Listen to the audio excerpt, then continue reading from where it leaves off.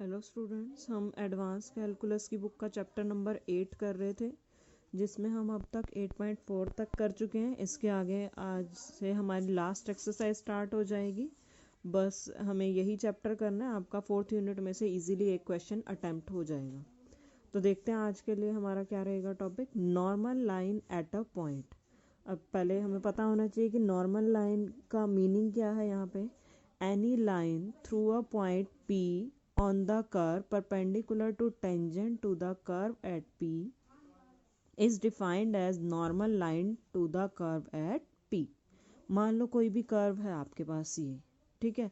इस कर्व पे पहले तो हमने कोई पॉइंट ले लिया P, फिर क्या किया, उस पॉइंट पे हमने ले ली एक टेंजेंट, ये होगी टेंजेंट। अब इसको नहीं बोला नॉर्मल लाइन, नॉर्मल लाइन किसको बोला, जो इस टेंजेंट के ऊपर परपेंडिकुलर होगी थ्रू P, इस P पॉइंट से ही पास होती हुई जो परपेंडिकुलर है। ये वाली जो लाइन आई है हमारे पास, ये है हमारे पास normal line at P to the curve. ठीक है, कि कोई कर्व ली, उस पर कोई पॉइंट लिया, उस पर टेंजेंट ड्रॉ की, और उस टेंजेंट के ऊपर जो लाइन परपेंडिकुलर होगी, जो P से पास होके जा रही होगी परपेंडिकुलर लाइन, वो है normal line at a point. एक दो हमारे पास फॉर्म है डेफिनेशन की, there will be an infinite number of such normal lines drawn through P। यहाँ पे हम बहुत सारी infinite number of normal lines draw कर सकते हैं किसी पॉइंट P से। अगर आप टेंजेंट ऐसे ड्रॉ करोगे, थोड़ी इस तरह से करोगे तो ऐसे जाएगी, ऐसे ड्रॉ करोगे तो ऐसे जाएगी, इनफाइनाइट बना सकते हो ना इस तरीके से। All these normals lie on the normal plane. जी जितनी भी नॉर्मल्स आप ड्रॉ करोगे किसी एक पॉइंट पे, ये सारी की सारी नॉर्मल कहाँ लाई करेंगी, एक प्लेन के अंदर लाई करेंगी, और उस प्लेन को क्या नाम दे दिया है, नॉर्मल प्लेन। ठीक है, या अदर वर्ड्स में इन्होंने क्या बोला, locus of the normal lines at P of the curve is called normal plane at P। इस पॉइंट P के ऊपर आप जितनी भी नॉर्मल लाइंस ड्रॉ कर सकते हो, अब वो नॉर्मल लाइंस जो भी पाथ ट्रेस करेंगी, उस पाथ को क्या बोलेंगे, नॉर्मल प्लेन। जितनी भी नॉर्मल लाइंस आप किसी पॉइंट, एक फिक्स पॉइंट की बात हो रही है, किसी पॉइंट P के ऊपर आप ड्रॉ कर सकते हो, उन सारी नॉर्मल लाइन का जो पाथ होगा, जो लोकस होगा, वो क्या होगा, नॉर्मल प्लेन। नॉर्मल लाइन का पाथ नॉर्मल प्लेन। ठीक है, नॉर्मल प्लेन हमने लास्ट वीडियो में किया ही था, किस कैसे निकालते हैं हम, R minus R, capital R minus small r dot r dash या r dot is equals to 0। ये था हमारा नॉर्मल प्लेन निकालने का फॉर्मूला। इसके बाद दो चार डेफिनेशंस और हैं, वो भी देख लेते हैं।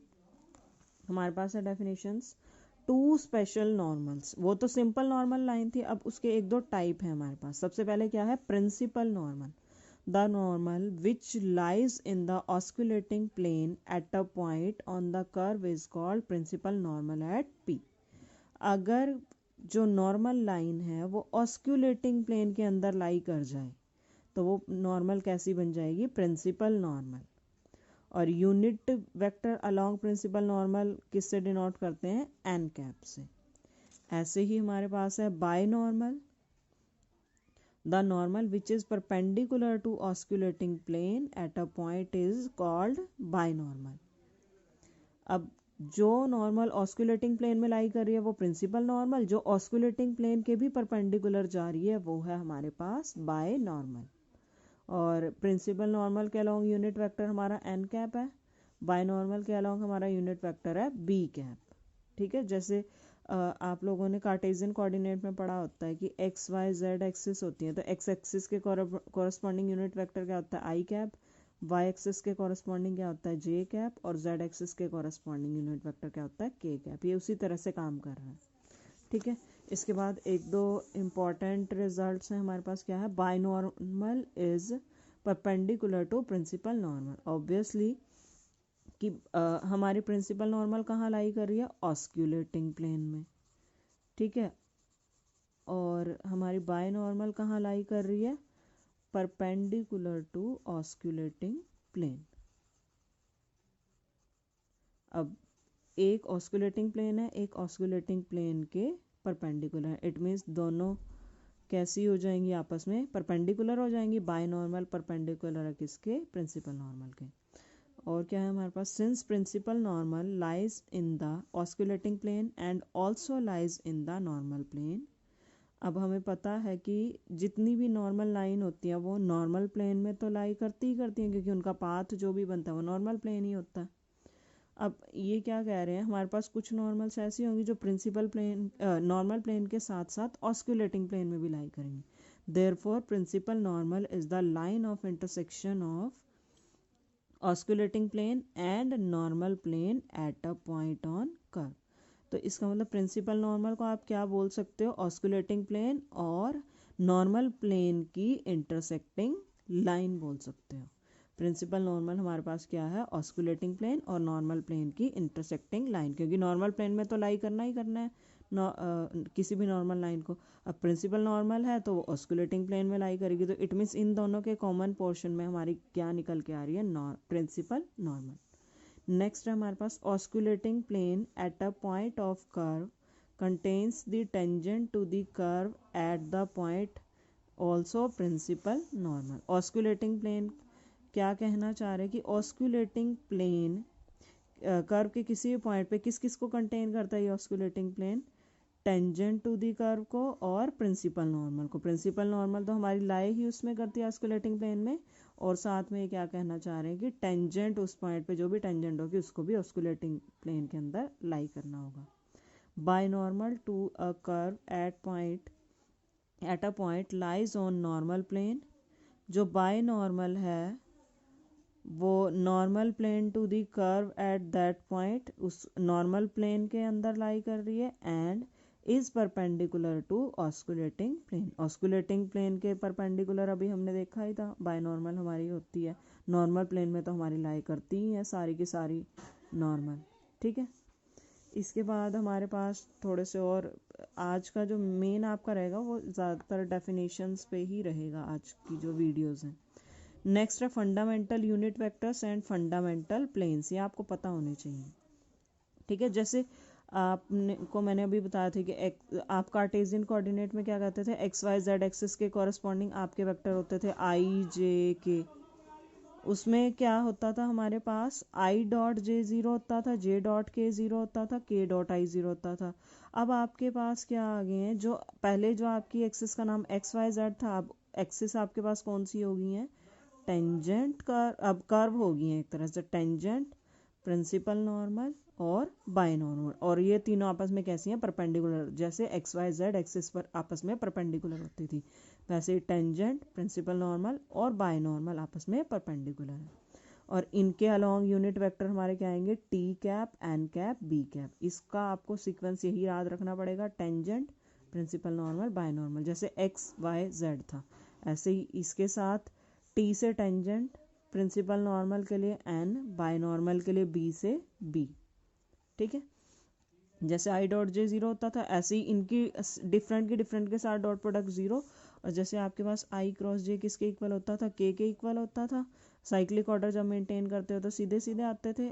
जे क्रॉस के किसके इक्वल होता था, आई के इक्वल होता था। वैसे ही टी एन बी है ना, अब हमारे पास सीक्वेंस टी एन बी।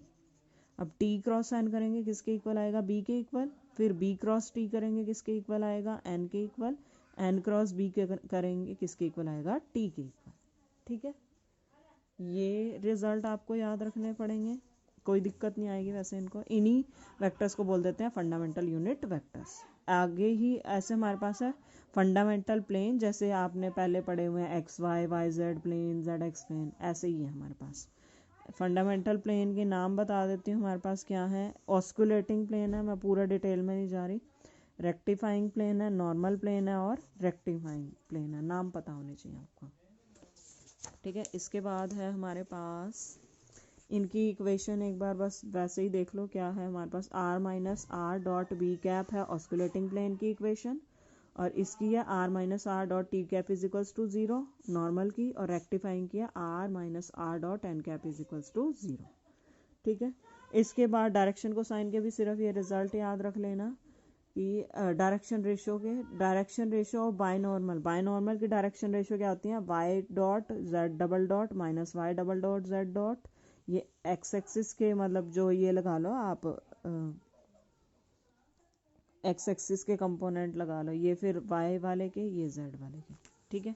ऐसे ही डायरेक्शन रेशो आपको प्रिंसिपल नॉर्मल की पता होनी चाहिए, वो क्या होती है, X double dash, Y double dash, Z double dash. अब इसके बाद आपके कुछ और रिजल्ट हैं, ये भी देख लेते हैं। द कर्वेचर, हमारे पास क्या है, curvature, the curvature of a curve at a point is defined as the arc rate of rotation of tangent. Curvature आपने पहले भी पढ़ा हुआ है कि कोई कर्व कितना बेंड करती है, उसको जब आप कैलकुलेट करते हो तो वो आपके पास कर्वेचर बनता है। कैलकुलस में फर्स्ट ईयर में पढ़ा था आपने, वही आप कि आर्क रेट ऑफ रोटेशन की, रोटेशन ऑफ टेंजेंट, किसी भी आर्क के ऊपर अगर आप कोई टेंजेंट ड्रॉ कर रहे हो, वो किस रेट से रोटेट कर रही है टेंजेंट, ठीक है। रोटेट कर रहे हैं तो एंगल ही हमारा चलेगा, जैसे D theta by D S, वो आपका के कप्पा बोल देते हैं इसको, या के बोल दो, ये आपका कर्वेचर का नोटेशन है, ठीक है। और reciprocal of curvature is called radius of curvature and denoted by rho, rho को क्या लिखते हो, 1/k। ऐसे ही आपके पास ये पूरा प्रूफ करने की ज़रूरत नहीं है, आपके पास ये k किसके इक्वल होता है, k आपका होता है इसके इक्वल, या तो आप dt बाई डी एस की मैग्नीट्यूड बोल सकते हो या r डबल डैश की मैग्नीट्यूड बोल सकते हैं, ठीक है। नेक्स्ट है आपके पास torsion, the arc rate of rotation of binormal at p, tangent की रोटेशन को मेज़र जब आप करते हो तो वो है कर्वेचर, बायनॉर्मल की रोटेशन को जब आप मेज़र कर रहे हो तो वो है आपके पास टोर्सन, ठीक है। टोर्सन के लिए आपके पास नोटेशन रहेगी ये, अब ऑब्वियसली एंगल के थ्रू ही आप रोटेशन माप सकते हो, तो d phi by D s, वहाँ था d theta by D s, यहाँ d phi by D S, ये आपका है रेडियस ऑफ टोर्सन, 1/टाउ बोल देते हैं इसको, ठीक है। अच्छा, टॉर्सन का भी डायरेक्ट रिजल्ट याद रख लेना कि किसके इक्वल होता है, D B cap by D S, इसकी मैग्नीट्यूड, ठीक है। अब हम एक दो और रिजल्ट देख लेते हैं, ताकि कुछ काम तो आज हमारा हो जाए वीडियो में, कि नेक्स्ट वीडियो में हम कोशिश करें कि एग्जाम्पल स्टार्ट हो पाए तो कर सकें। अब है सीरेट फ्रेनेट फॉर्मूला, इसके मैं एक दो पार्ट करवाऊंगी, तीसरा पार्ट आप अपने आप देख लेना प्रूफ, ठीक है। फर्स्ट हमें क्या शो करना है, D T cap by D S is equals to K N cap. सबसे इजी मेथड हमारा होता है एक साइड लेके चलो, दूसरी साइड के इक्वल शो कर दो।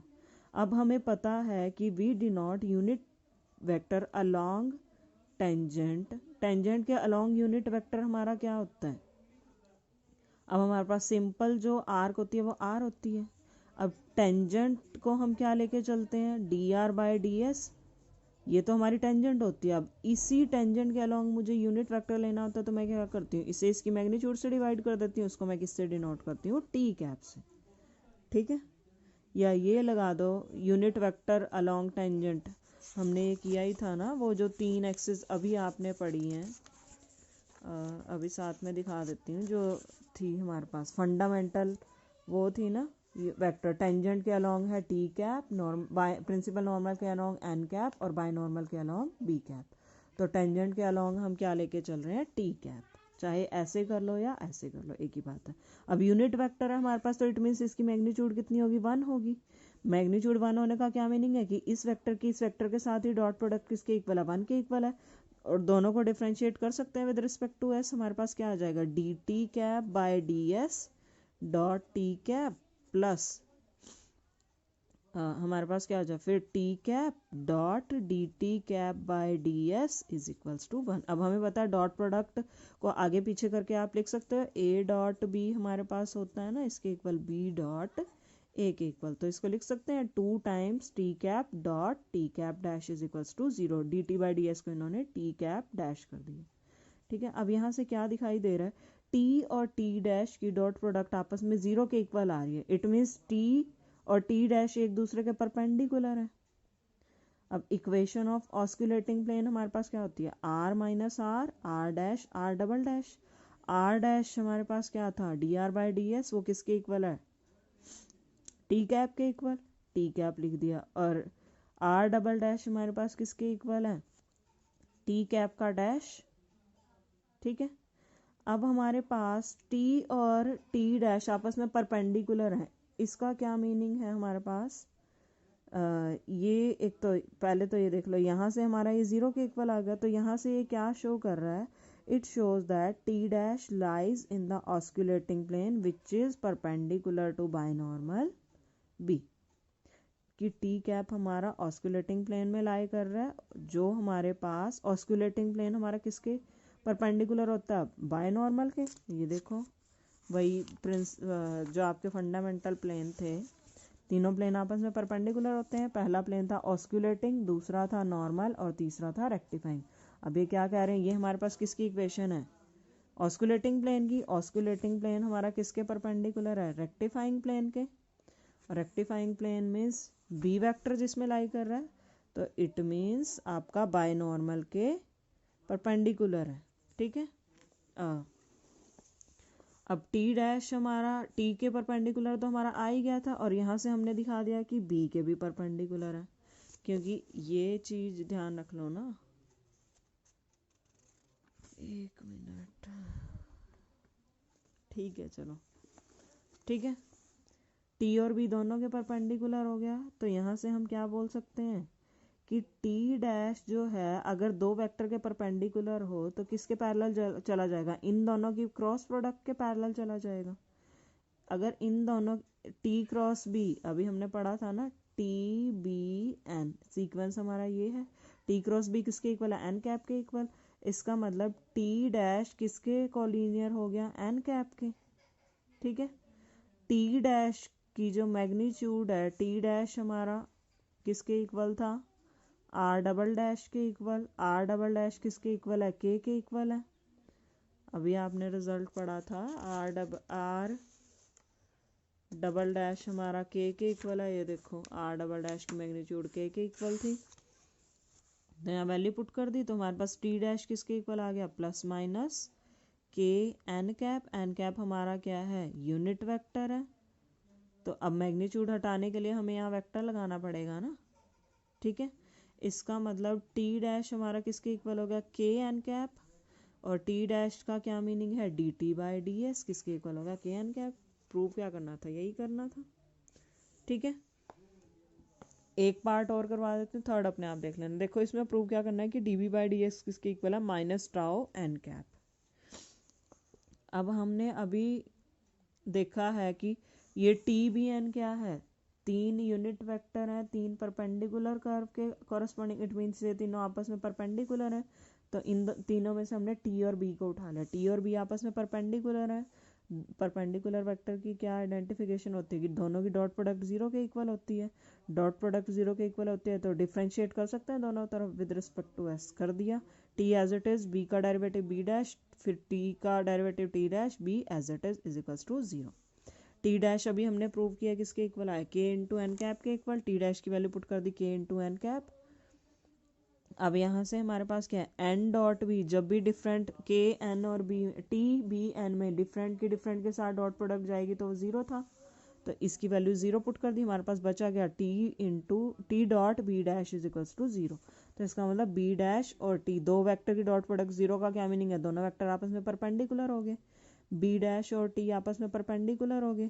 और बी हमारा बी कैप क्या है? यूनिट वेक्टर है। इट मीन्स इसकी मैग्नीट्यूड कितनी होगी? 1 होगी। 1 होने का क्या मीनिंग है कि बी डॉट बी किसके इक्वल होगा? 1 के इक्वल। फिर से डिफरेंशिएट किया जैसे पिछले में किया था, तो क्या आ जाएगा? 2b dot B dash is equals to 0। दो वेक्टर की डॉट प्रोडक्ट 0 मीन्स दोनों वेक्टर आपस में परपेंडिकुलर, बी डैश और बी परपेंडिकुलर हो गए। सेम पिछले वाला प्रोसेस चल रहा है। तो यहाँ से हमारे पास क्या आ जाएगा? बी डैश एक तो परपेंडिकुलर है टी के और बी डैश परपेंडिकुलर है बी के, तो इसका मतलब B dash is normal to the plane containing both the vectors. अगर इन दोनों वेक्टर के परपेंडिकुलर है तो इट मीन्स बी डैश किसके पैरेलल चला जाएगा? इन दोनों की क्रॉस प्रोडक्ट के। इसका मतलब इन दोनों की क्रॉस प्रोडक्ट किसके इक्वल है? सीक्वेंस देखो, T B N, B cross T किसके इक्वल है? एन कैप के equal. It means B dash किसके पैरेलल चला गया? एन कैप के पैरेलल। तो हमारे पास बी डैश होता क्या है? D B by D S, और वो D B by D S हमारा किसके इक्वल था? टाओ के इक्वल। टाओ इसकी वैल्यू पुट कर दी तो बी डैश किसके इक्वल चला गया हमारे पास, प्लस माइनस। अब ये तो मैग्नीट्यूड थी ना हमारे पास, मैग्नीट्यूड हटाएंगे जो जब हम, तो हमारे पास वेक्टर निकल के आएगा। वेक्टर निकल के आएगा, ये तो एक तरह से कांस्टेंट वैल्यू है, वेक्टर किसी कांस्टेंट के इक्वल तो नहीं जा सकता ना, तो यहाँ पे एक वेक्टर लाना पड़ेगा, तो वो हमने क्या ले लिया, एन कैप। ठीक है, तो D B by D S किसके इक्वल हो गया, plus minus tau N cap. और हमने क्या लिया था, B dash opposite to N cap हमारे पास होता है, तो यहाँ से हमारा ये नेगेटिव साइन हो गया। ठीक है, अब हमारे पास क्या थर्ड वाला पार्ट अपने आप करके देख लेना। याद रखने का तरीका हमारे पास ये है, ये बहुत इंपॉर्टेंट है, याद रख लेना। This vector is equals to this into this, ताकि याद रखने में दिक्कत ना आए। दिस, इसको इससे करोगे तो हमारे पास क्या आएगा, N cap K is equals to T dash. ठीक है, ये तीनों के तीनों रिलेशन आप इस मैट्रिक्स की हेल्प से याद रख सकते हैं। इसके बाद हम एक दो रिजल्ट और देख लेते हैं, फिर आज के लिए सफिशेंट हो जाएगा।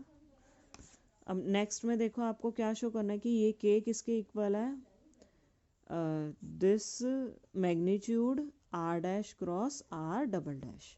अब आर डैश का क्या मीनिंग है, T cap, D R by D S हमारा टी कैप के इक्वल था। R double dash means K N cap, R double dash, ये देखो टी डैश का क्या मीनिंग है, आर डबल डैश, क्योंकि टी का क्या मीनिंग है, आर डैश है, तो टी डैश का मीनिंग है आर डबल डैश। वो किसके इक्वल अभी हमने प्रूव किया, एन इंटू के।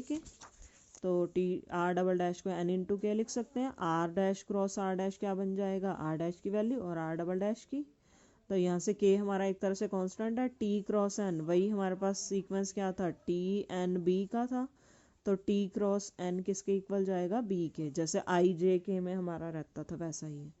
तो के इंटू बी आ गया। मैग्नीट्यूड लेनी है आगे, इन्होंने मैग्नीट्यूड लेने के लिए कहा, हम राइट साइड लेके चले, लेफ्ट साइड के इक्वल लेके आ रहे हैं। मैग्नीट्यूड ली, के कांस्टेंट बाहर आ जाएगा, बी हमारे पास क्या यूनिट वेक्टर है, यूनिट वेक्टर की मैग्नीट्यूड क्या हो जाएगी, 1, तो इस पूरे की मैग्नीट्यूड कितनी बच जाएगी, के। तो प्रूव क्या करना था, यही करना था। नेक्स्ट पार्ट देखने हैं, हमें क्या करना है, इन तीनों की scalar triple product divide by इसकी मैग्नीट्यूड का स्क्वायर इस टाउ के इक्वल आएगा। आर डैश हमारा किसके इक्वल है, टी के इक्वल, आर डबल डैश के एन कैप अभी हमने यहाँ लिया था, और आर ट्रिपल डैश इसका डेरिवेटिव कर लो, ये आ जाएगा हमारे पास। D n by D s की वैल्यू पुट कर दी यहाँ से। ठीक है, यहाँ से ये मैट्रिक्स याद रह जाएगी तो आपका सारा काम हो जाएगा। इसकी वैल्यू क्या करोगे, इसको इससे करोगे तो ये आपके पास वैल्यू आ जाएगी। ठीक है, यहाँ तक आ जाएगा, सिंप्लीफाई करके आपका ये बन जाएगा। अब आपके पास आर डैश की वैल्यू आ चुकी है। अब देखो एक चीज़, देखो ये चीज़ में कंफ्यूज होने की ज़रूरत नहीं है कि ये ऐसे कैसे लिखा है। मान लो आपके पास, आप कार्टेशियन कोऑर्डिनेट में बात करते थे, मान लो एक्स वेक्टर आपके पास 2i के इक्वल आ जाता था, तो इसको लिख सकते थे ना 2i plus 0j plus 0k। अब हमारे पास आई जे के की जगह आए क्या हुआ है, टी एन और बी। अगर मेरे पास आर डैश टी के इक्वल है तो इसको मैं लिख सकती हूँ R dash is equal to 1 into T. इसको कंप्लीट करने के लिए जैसे इसको कंप्लीट किया, 0 into N plus 0 into B. Similarly R double dash मेरा के इंटू एन के इक्वल है, तो टी और बी के कोफिशिएंट को क्या ले सकती हूँ, 0, और आर ट्रिपल डैश में तो तीनों के कोफिशिएंट है। अब तीनों की स्केलर ट्रिपल प्रोडक्ट लेनी है हमने, तो हमने वही स्केलर ट्रिपल प्रोडक्ट जैसे तीन वेक्टर्स के लेते हैं डिटर्मिनेंट की फॉर्म में ले ली, कोफिशिएंट लिखते गए जैसे आई जे के की लिखते थे, यहाँ टी एन बी है, सिंप्लीफाई किया ये आ गया। और मुझे क्या करना था, अब इसको सिंप्लीफाई कर लो, हमारे पास ये वैल्यू इसके इक्वल आ गई है। अब टाओ की वैल्यू लिख सकते हो डिवाइड बाय के स्क्वायर। के अभी हमने प्रूव किया किसके इक्वल है, R dash cross R double dash की मैग्नीट्यूड के इक्वल। के स्क्वायर किसके इक्वल होगा, इस R dash cross R double dash की मैग्नीट्यूड के स्क्वायर के इक्वल। प्रूव क्या करना था, यही करना था, हो गया हमारा। स्टूडेंट आज के लिए इतना सफिशिएंट है, उम्मीद करती हूँ सबको समझ में आ गया होगा। बहुत इंपॉर्टेंट रिजल्ट है, तो इनको बहुत अच्छे से कर लेना ताकि आगे एग्जाम्पल्स में हमें दिक्कत ना आए। ये सारे रिजल्ट्स आपके एग्जाम्पल्स में यूज़ होंगे, अगर ज़रूरत पड़े तो रिपीट करके ज़रूर देख लेना। उम्मीद करती हूँ सबको समझ में आ गया होगा। अगर फिर भी किसी को कोई डाउट है तो आप मुझसे पूछ सकते हैं। Thank you students.